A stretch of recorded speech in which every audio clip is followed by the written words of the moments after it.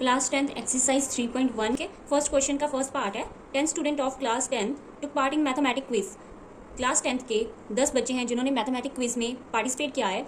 If the number of girls is 4 more than the number of boys. इस line में ये कहना चाह रहे हैं कि जो गर्ल्स का नंबर है यानी कि गर्ल्स की जो संख्या है वो बॉयज़ की संख्या से 4 ज़्यादा है, यानी कि लड़कियां 4 ज़्यादा है। ठीक है, find the number of boys and girls. ठीक है, हमें बॉयज़ का नंबर भी फाइंड करना है, गर्ल्स का भी फाइंड करना है। टोटल हमें यहाँ पे बता दिया गया है कि 10 बच्चे हैं। चलिए इसको सॉल्व करते हैं। चलिए, तो हमें क्वेश्चन के अंदर क्या कहा गया था कि 10 स्टूडेंट है आपके। ठीक है, if the number of girls, girls का नंबर जो 4 ज़्यादा है। जो भी चीज़ आपको पहले दे रखी होती है, जैसे कि गर्ल्स आपको पहले बोल रखा है तो आप गर्ल्स को x मान लेना और बॉयज़ को आप y मान लेंगे। ठीक है, तो पहले तो हम लिख लेते हैं लेट इट बी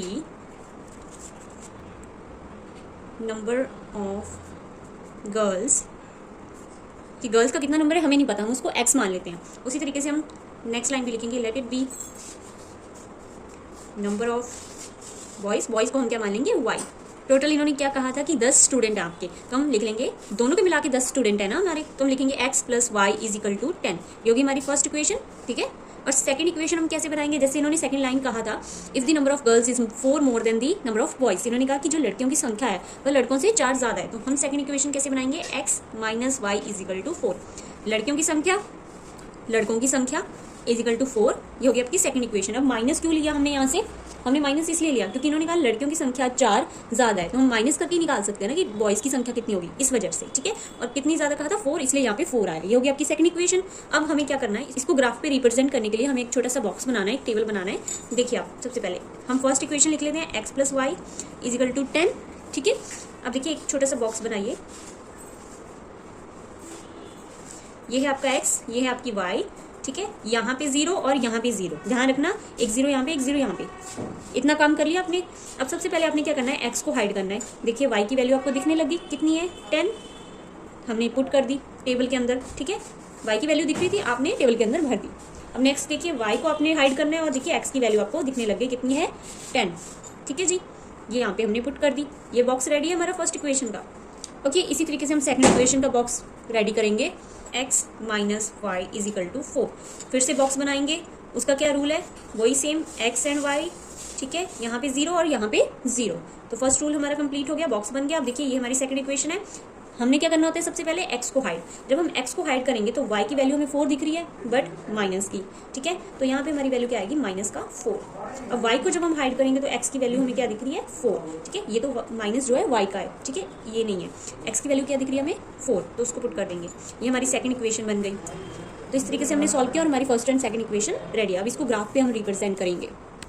चलिए, अभी हमारे दोनों इक्वेशंस के बॉक्स रेडी हैं। अब इसको हम ग्राफ पे रिप्रेजेंट करेंगे। ध्यान रखना है आपने कि इसकी वैल्यू को चेक करके आप ग्राफ बना सकते हो। ठीक है, जैसे कि वैल्यू यहाँ पे दोनों में 10 है, यहाँ पे भी 10 है, यहाँ पे 4 है, यहाँ पे -4 है। आप टेंशन मत लीजिएगा, माइनस का भी आ सकता है और पॉइंट में भी आंसर आ सकता है। ठीक है, बस ध्यान रखना है अगर पॉइंट में आया है तो आप पॉइंट के बाद बस मैक्सिमम 1 डिजिट ही लोगे। ठीक है, उससे ज़्यादा नहीं।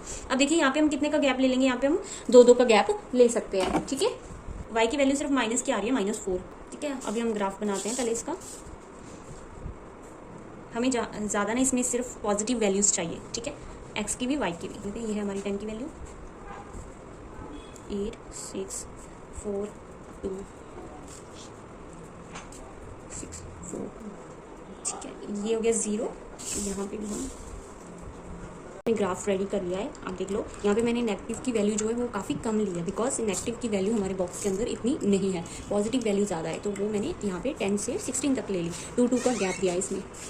चलिए, तो फर्स्ट हमारा देखिए बॉक्स, फर्स्ट इक्वेशन को पहले सॉल्व करते हैं। देखिए फर्स्ट में क्या है, x की वैल्यू 0 है, y की वैल्यू क्या है 10। तो जो वैल्यू 0 है उसकी टेंशन मत लो, सिर्फ देखो y की वैल्यू क्या है 10, पॉजिटिव है। ये होता है आपका y, ये y dash dash because minus वाले हैं, ये x डैश। ठीक है, यहाँ पे x की वैल्यू, यहाँ पे मैंने ग्राफ बना लिया था।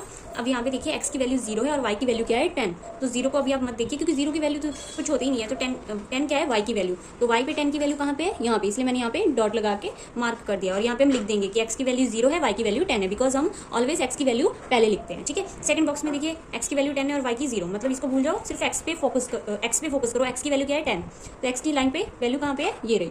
ठीक है, यहाँ पे मार्क कर लेंगे और लिख देंगे क्या वैल्यू थी, x की वैल्यू 10 थी, y की 0। अब दोनों पॉइंट्स को हम मिला देंगे, दोनों पॉइंट्स को हम ज्वाइन करेंगे और यहाँ पे लिख देंगे कि ये हमारी इक्वेशन फर्स्ट है। ठीक है, ये फर्स्ट इक्वेशन है। चलिए, अब सेकंड इक्वेशन का भी जो बॉक्स है उसको भी ग्राफ पे रिप्रेजेंट कर लेते हैं हम। ठीक है। देखिए सेकंड बॉक्स में क्या है, x की वैल्यू 0 है, मतलब उस पर फोकस नहीं करना। y की वैल्यू क्या है -4, सिर्फ -4 ढूंढिए y वाली लाइन पे। ये रही y वाली लाइन, -4 ये रहा आपका पॉइंट। ठीक है। अब सेकंड में देखिए x की वैल्यू 4 है, y की 0, मतलब सिर्फ x पे फोकस करना है। x की वैल्यू क्या है 4, x की लाइन पे वैल्यू 4 ये रही। ठीक है। अब इन दोनों पॉइंट्स को भी हम मिला देंगे, प्रॉपर आंसर मिलेगा आपको। ये होगी आपकी सेकंड इक्वेशन। ठीक है। यहाँ पे भी हम वैल्यूज लिख देते हैं। ये कौन सी वैल्यू थी हमारी, जिसमें x की वैल्यू 0 थी और -4 आपकी y की वैल्यू थी। इसमें आपकी x की वैल्यू 4 थी और 0 y की वैल्यू थी। अब ध्यान रखना है जिस पॉइंट पे ये मिलते हैं वो होता है आपका इंटरसेक्टिंग पॉइंट, उसको हम ई नाम देते हैं। ठीक है। फर्स्ट बात ये, अब हमने चेक करना है कि x की लाइन पे ये कहाँ टच कर रही है और y की लाइन पे ये वाला पॉइंट कहाँ टच कर रहा है। ठीक है। देखिए x की लाइन पे ये वाली लाइन कहाँ टच करेगी, हम इसको लेके जाते हैं नीचे तक। ये रहा 6 और 8 के बीच में, यानी कि ये वाली पॉइंट जो है हमारा कहाँ पे मिला है 6 और 8 के बीच में, यानी कि यहाँ पे क्या आया है 7। ठीक है। अब इसको इस तरफ भी, तो यहाँ पे आपकी x लाइन पे जो वैल्यू आई है वो 3 है और जो y लाइन पे वैल्यू आई है वो है 7। तो x हमने किसको माना था, गर्ल्स को, यानी कि गर्ल्स की वैल्यू जो है 7 आ गई है और बॉयज़ की जो वैल्यू है वो 3 आ गई है, यानी कि गर्ल्स हमारी 7 थी और बॉयज़ हमारे 3 थे। हम नेक्स्ट वीडियो में करेंगे इसका सेकंड पार्ट। Thank you.